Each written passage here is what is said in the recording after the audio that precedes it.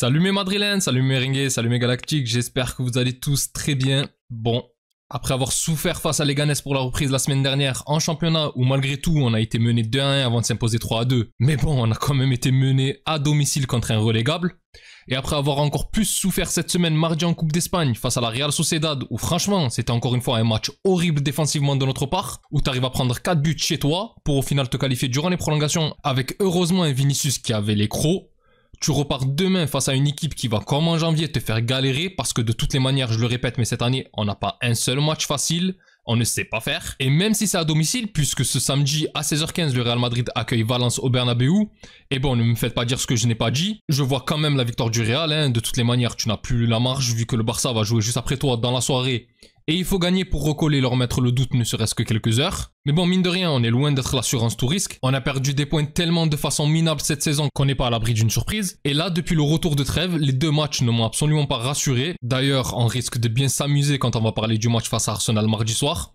Mais bon, pour revenir à l'adversaire, on joue quand même Valence, équipe qui se bat pour ne pas être relégable et qui joue sa peau à chaque rencontre, puisque les Valenciens sont actuellement 15e du championnat, à seulement 4 petits points devant Leganés, qui est la première équipe relégable, avec un bilan assez médiocre de 7 victoires, 10 nuls et déjà 12 défaites cette saison. Bon, ils ont déjà fait pire ces dernières années, mais malgré tout, c'est une équipe qui est censée être l'une des plus grandes d'Espagne et qui dorénavant est devenue une équipe de deuxième partie de tableau qui ne fait que jouer sa survie chaque saison avec des problèmes qui viennent en priorité de l'organigramme du club, hein, qui fait n'importe quoi dans sa gestion. Après, je dis que l'équipe n'est pas au top, on les joue tout de même dans une meilleure forme que lors de la dernière rencontre, puisque bon, autant en janvier l'équipe était au fond du gouffre, il me semble qu'ils étaient avant-dernier avec seulement 2 victoires. Autant depuis leur bilan est tout de même bien meilleur, et c'est ce qui leur a permis de se sortir de la zone rouge, du moins pour le moment. Et le petit truc qui semble faire la différence, comme vous avez dû le remarquer, c'est que cette saison, Valence ne gagne qu'à domicile. Victoire face à Girona et le Betis avant la rencontre à l'aller.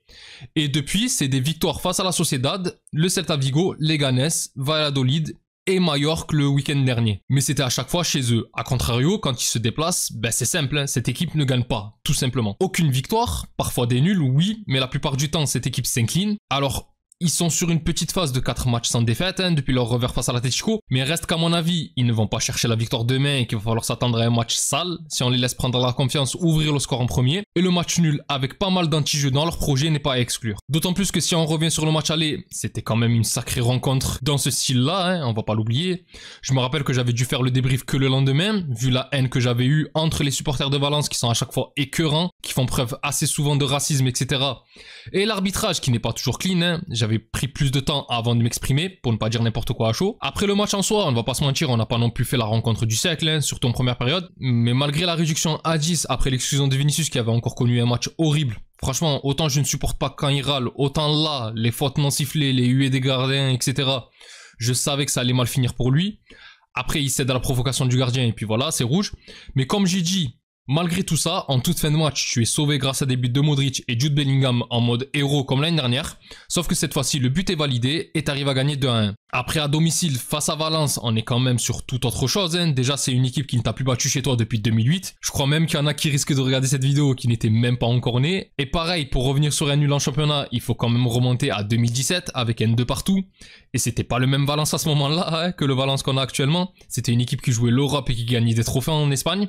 Alors que là, t'es plutôt sur une équipe qui joue le maintien, qui n'a plus gagné en déplacement depuis avril 2024, soit 1 an. Après, comme je vous ai dit, ça va quand même être compliqué. Là, on va passer sur la partie compo probable. Et déjà, premier truc, c'est que dans les buts, tu risques de n'avoir ni Courtois, ni même Lunin, mais Fran González, ton troisième gardien qui joue parfois avec la Castilla, puisque le portier ukrainien souffre d'une déchirure et il pourrait être absent pour au moins 4 semaines. Et Courtois, qui est en train de revenir et qui devrait être apte pour Arsenal, en tout cas, je l'espère, serait trop juste pour demain. Et autant si tu avais une défense imperméable, ça ne m'aurait pas dérangé, autant là...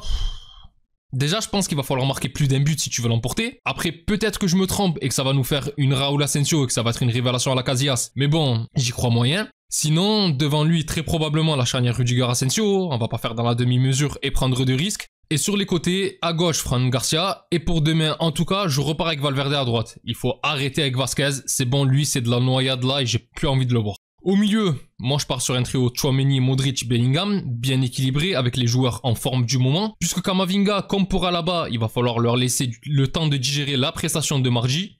Et en attaque, Vinicius, Mbappé et Rodrigo comme d'habitude.